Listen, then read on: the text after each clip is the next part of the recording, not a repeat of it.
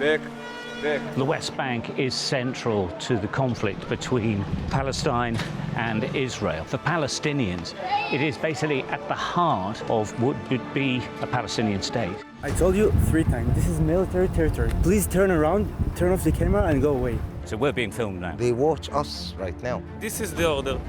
Understand? 3 minutes. That's all. Okay, I understand. Goodbye. So many Israelis, though, they believe that the West Bank should actually belong to Israel, particularly on the right. They actually want to annex the whole of the West Bank. First, let's get the facts straight. There is no such thing as a Palestinian people. Recently, countries like the United Kingdom and France have indicated a willingness to recognize the state of Palestine. That would be, if it worked, the two-state solution.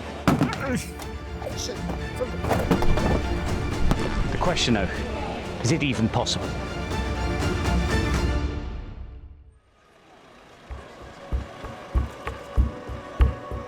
We're in Hebrron, a major Palestinian city in the West Bank, where Israeli soldiers have arrived to shut down part of the town.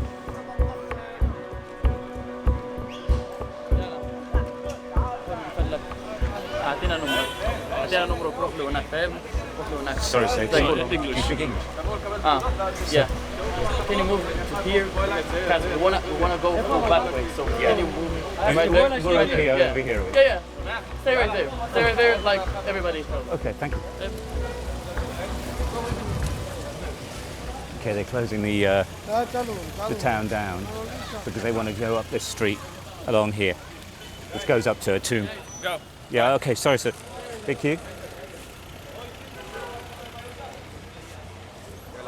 Back.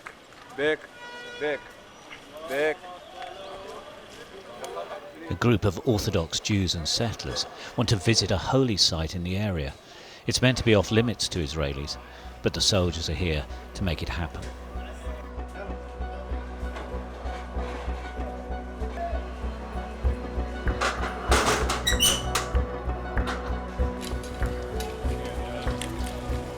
It's obviously massive disruption. This is a massive market. Now the whole of this section of town is being closed down. The idea is to take control of this street for security reasons so that they can bring the settlers through. They'll put up a screen, yeah? They're going to put some, cover. And then they'll walk them up. And they're going to walk up to the street. But are you reporting live? No. We're just for them. We're videoing, yeah. Because last time they did this kind of walk into the city, they can deploy. Yeah, I heard.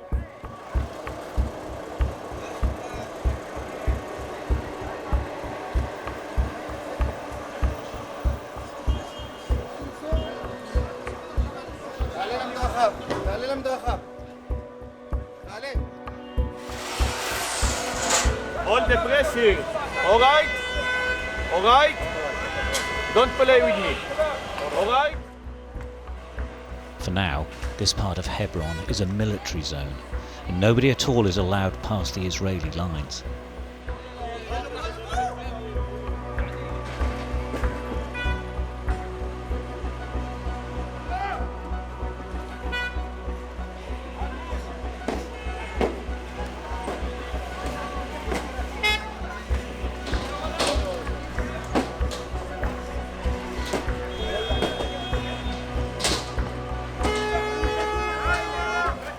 Behind a large green screen, the visitors arrive in small groups to look at a tomb up the street.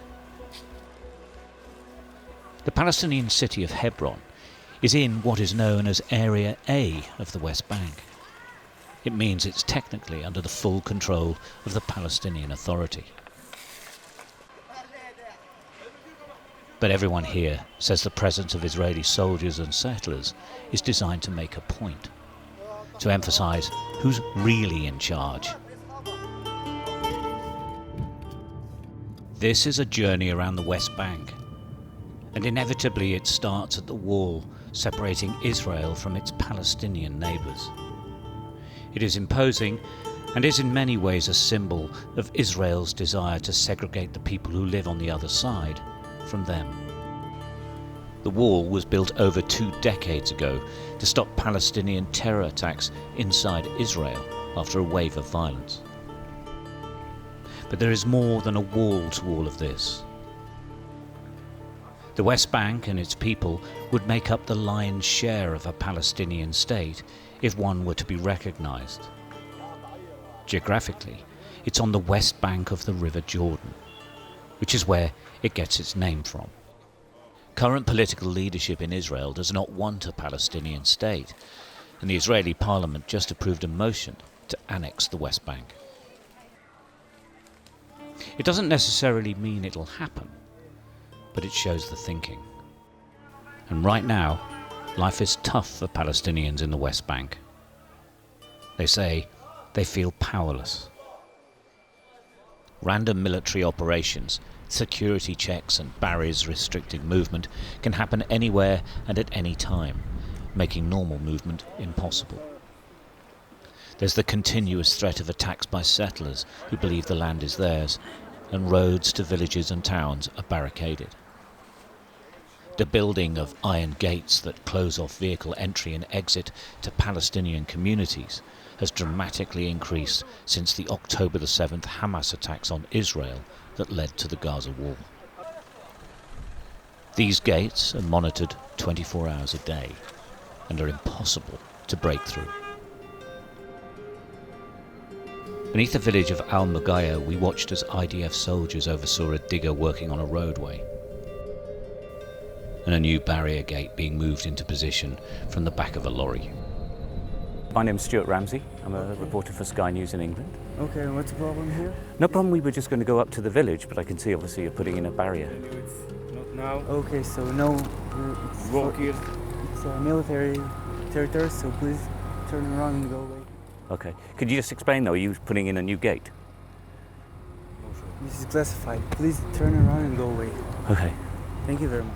All right, we'll just be up here. No, so please turn off the camera, turn around and go away. Thank you very much. Okay, but Listen, I told you 3 times, this is military territory. Please turn around, turn off the camera and go away. All right. Can I go to the village though? No, you can't. Is there another way round? Maybe, I don't know. Okay. I'll leave you at that then. Thank you very much. Goodbye. Turn off the camera.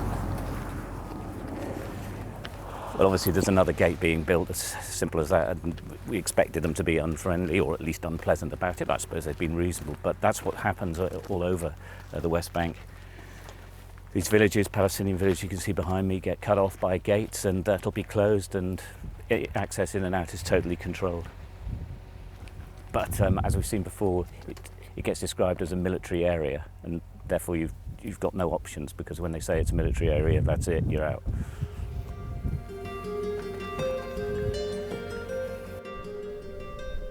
Just as security checks and barrier gates have increased since October the 7th, so has the expansion of settler outposts. It often starts with a land grab and a flag, then the building of temporary accommodation. And later, they develop into whole towns, heavily guarded and dominating the landscape.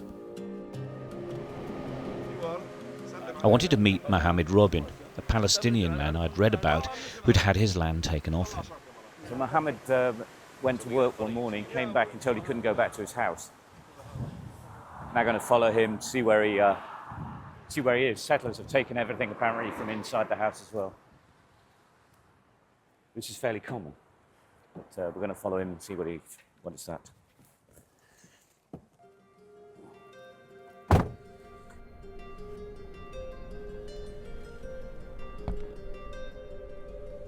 He's taking us to the only place, he says, we can still see his land from without getting into trouble.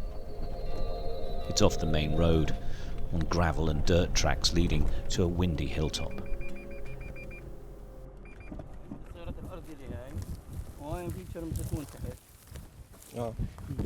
That's his land. Yeah.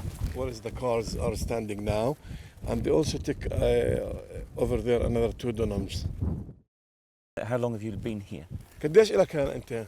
عايش هذه الارض بالدار من سنه 52 سيدي بناها وبكت يعني فيش فيها زيتون يعني فيها حكيت حوالي 500 عرق زيتون. This land built by his grandfather from 52 and they have olive trees on it. وابويا زي ما تقول ضل يعمر يعني استاذ هو بكى بس شي دعم في المسار اننا نعمر. His father was a teacher and supporting with money so we can invest on it. Yeah. There's movement down below and we realise we've been spotted.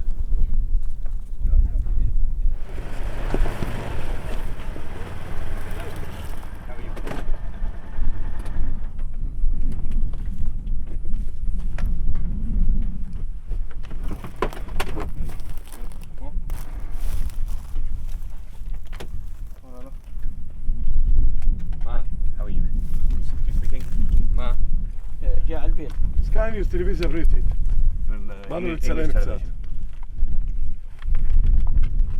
جاء على البيت عندي على الأرض، شو المشكلة يعني؟ إيش؟ ترى ما في مشكلة. We've just come up here because Mohammed's saying that you're onto his land and he's wondering if he's going to get it back.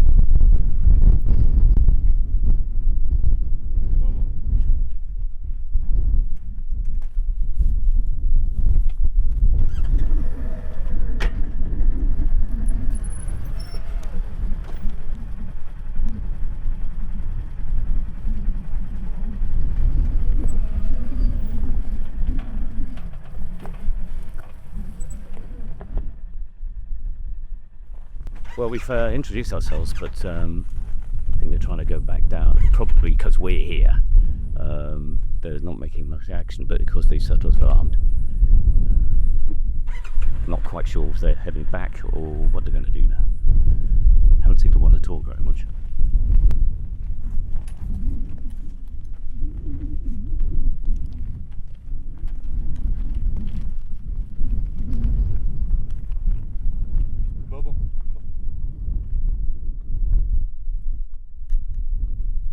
They barely speak, they just check out our cars. We don't know if they're soldiers or settlers or both. They don't identify themselves.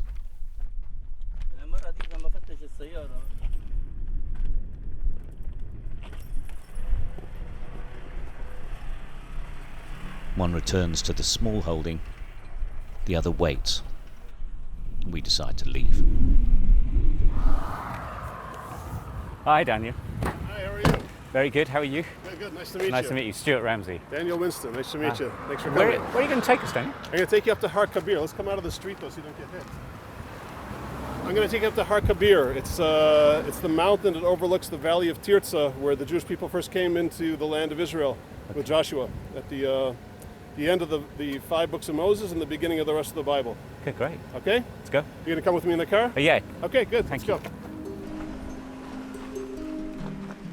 Daniel Winston is from Chicago, but he's lived here in Israel for over 25 years. I've chosen to live in the West Bank, Judea and Samaria, truly out of a biblical imperative to make this happen and make it happen better, even though the entire world has this mythology around it being occupied territory and being the so-called the land of the Palestinians. Daniel, his wife and 10 children live in Yitzhar settlement. It's considered one of the most hardcore settler communities. But we weren't allowed to meet him there, so he's taking us to a lookout point in another settlement. Is there an argument for saying, regardless of those legal definitions, that for many Palestinians living here in the West Bank, that they do feel that they live under a law of apartheid and that they are discriminated against? There's complete control over movement, there's a lack of freedom of movement. And people, settlers, take land that they have occupied themselves for generations. Yeah, let's talk about each of those things, and I'll try to keep order. First of all, I have no doubt that the Arabs that live here have lots of feelings about lots of things that are going on. I'm not going to, even though I'm a therapist, I'm not going to address those feelings because I'm much more interested in the facts. Afterwards, if we want to have a discussion, we can sit around and we can have some coffee, sit around a campfire and talk about their feelings. But first, let's get the facts straight. The facts are there is no such thing as a Palestinian people. In the historical record, Palestine and the Palestinians does not exist. Just a second. היי אחי, מה נשמע? הכל בסדר. אני מיצהר, מנסה להביא אותם קצת דברים מעניינים. תודה.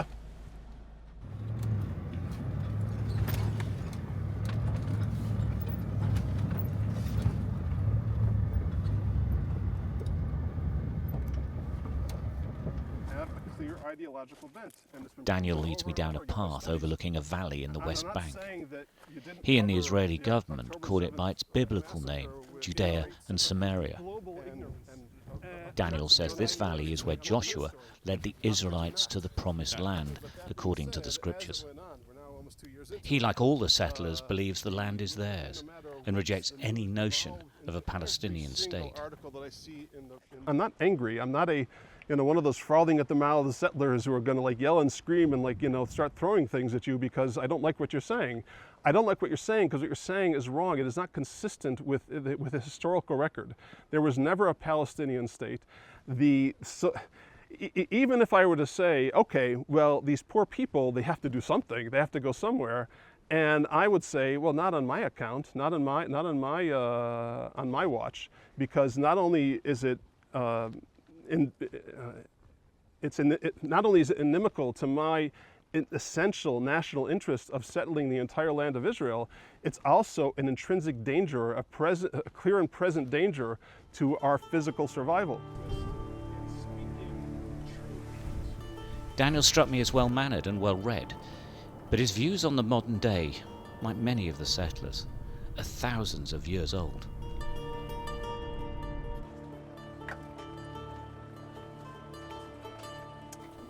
Khalil Hathaleen greets a family friend who's come to pay his respects. His brother's been shot dead, allegedly by a settler.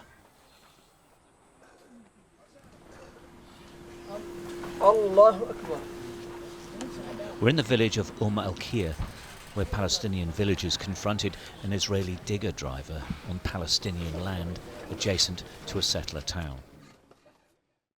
35-year-old Auda Athlin was killed. As the mourners gather, the Israeli army moves in. Sir, can you explain why we have to leave? כדי לשמור על הסדר באזור. I'm sorry? Please explain in English. English. תתרגמו, אני בטוח שתמצאו מישהו שיתרגם את הדברים שלי מצוין. To keep the place quiet. To keep the place quiet. It does seem quite quiet though, at the moment, I would say. אוקיי, להוציא אותה מפה וללכת מעבר לרכב הלבן שחונה שם. עכשיו, כל מי שלא תושב המקום, לקום, לקחת את הרכבים ולהוציא אותה מחוץ ליישוב. They give everyone who doesn't live here 10 minutes to leave or risk arrest.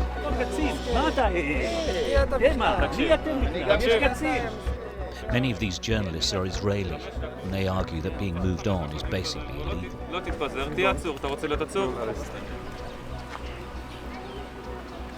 Soldiers enter the family area of the village. They're looking for foreign activists and anyone else to clear. 3 minutes, you need to go from here. Okay. Unless you want to be arrested, okay? But why? Just, this is the order. Understand? 3 minutes. That's all. Okay, I understand. Goodbye. So can you explain Have a to me, good though, day. and you, but can you explain to me why? We're journalists, sir.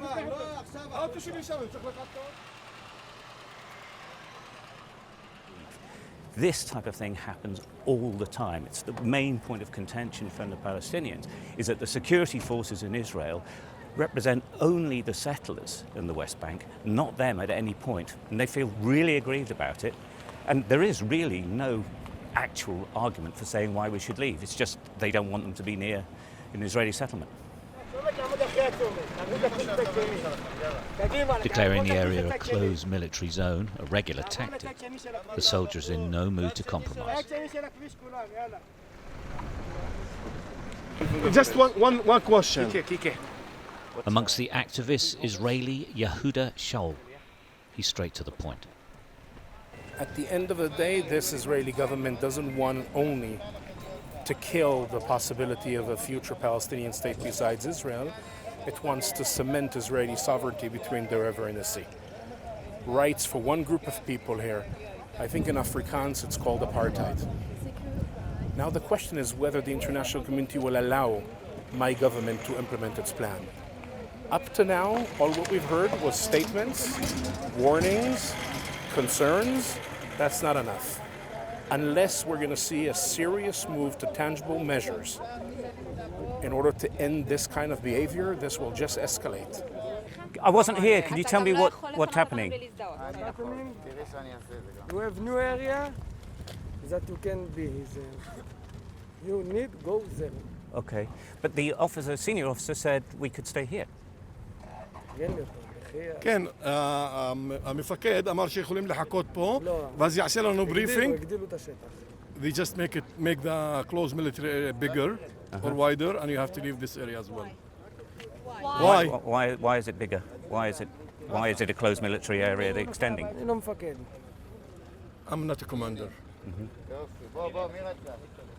I mean, they are in charge here, and they're pretty serious about this. I think while the journalists are arguing and they're accepting that you probably can't stay, once they declare an area military closed zone, there's actually nothing you can do about that. We've seen that lots of times. Since the Gaza war happened, the whole areas would be closed off. Yeah.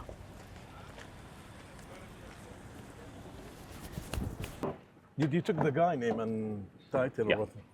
What he's doing?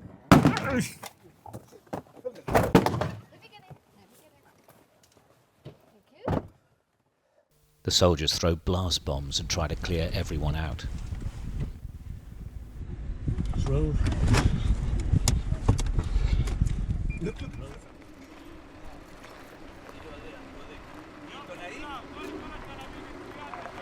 One activist is arrested for not leaving.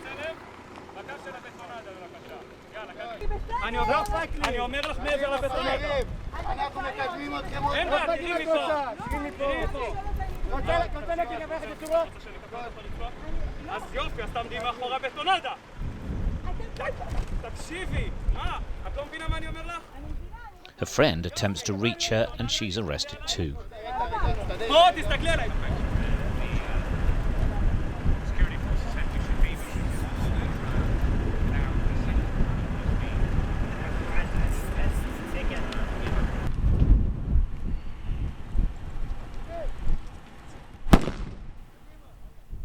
The closed military zone gets larger.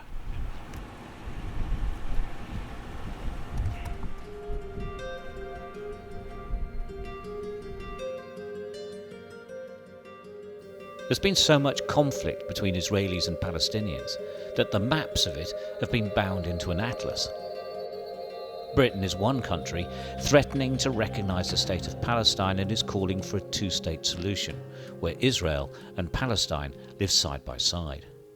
Even if it's not true, even if the idea is good. I've come to meet Yossi Belin, who's one of the architects of the original plan. He's a rare voice of optimism. He's also a voice of warning to Israel. If you don't want to solve the Israeli-Palestinian problem, you will always have good enough reasons on both sides why never to do that. But if you want to solve the problem, you will solve it. Are we getting to a tipping point whereby you just can't have a two-state solution because there's too many there, too many who won't agree, and no sort of pan-nation support for it? Do we get to a point where it can't happen? We are in a situation whereby both sides need the two-state solution badly. The Palestinians, because this is the only way for them to fulfill their vision of self-determination. For the Israelis, it is the only way to have a border unless we do it unilaterally. And we already know that unilateral decisions about borders are not usually fulfilled. So we need an agreement about a border in order to assure that Israel is a Jewish and democratic state. Otherwise, we are doomed.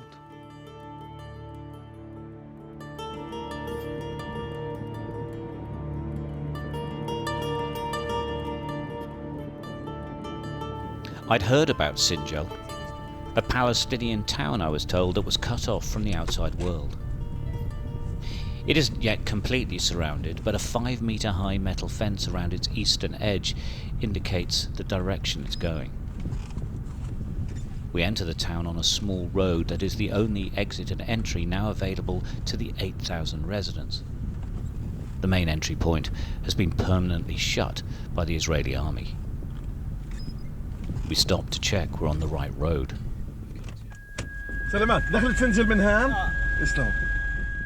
It's the first town on the West Bank to be slowly encircled, and many here believe it won't be the last. Israel says it's to protect the main road from attack by stone-throwing villagers. Security concerns are used as a catch-all reasoning for virtually everything here.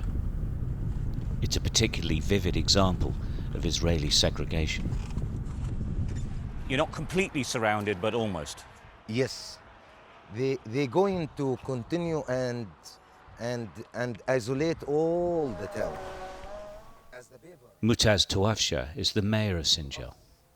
He tells me people who live here have two big issues. One is settlers, and the other is the fence and barricaded gates. This is the main entrance. Okay, so this is a main gate into your town, but also to other people as well. Yes. This is the main entrance for 22,000 people from Sinjil, Jiljiliya, Abwain, Arura, Mazar al-Nubani. They close it on October 7. We have, by the way, the gate before October 7. Right. And they open it and close it as the army like. When it wants. But now this is just permanently shut. They now open it from October 7. Close. If you broke the lock, what would they do? They have cameras over there. All right. You will see it, and they're gonna come and take you. So we're being filmed now? Yes. Of course. They watch us right now.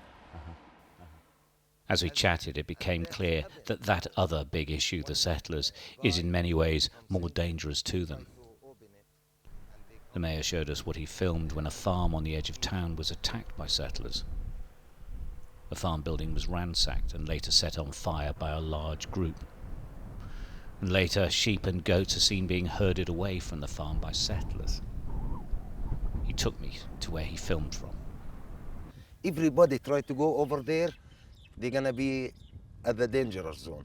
And so literally, if we were to walk up that hill, we would be in danger straight away? Yes, sure. Are they watching now? If you just try to go close to the settler, you will see them. They're gonna come and start to attack you.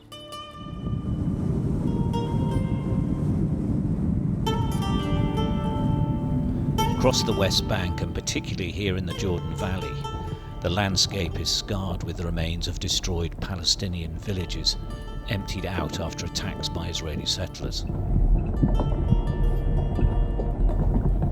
Through this dry, arid landscape, we arrive at one of the latest villages to be attacked and burnt out.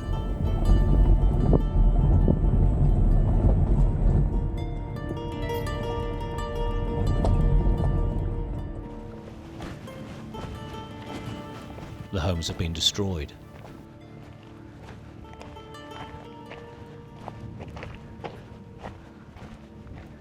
The community abandoning their houses to the elements.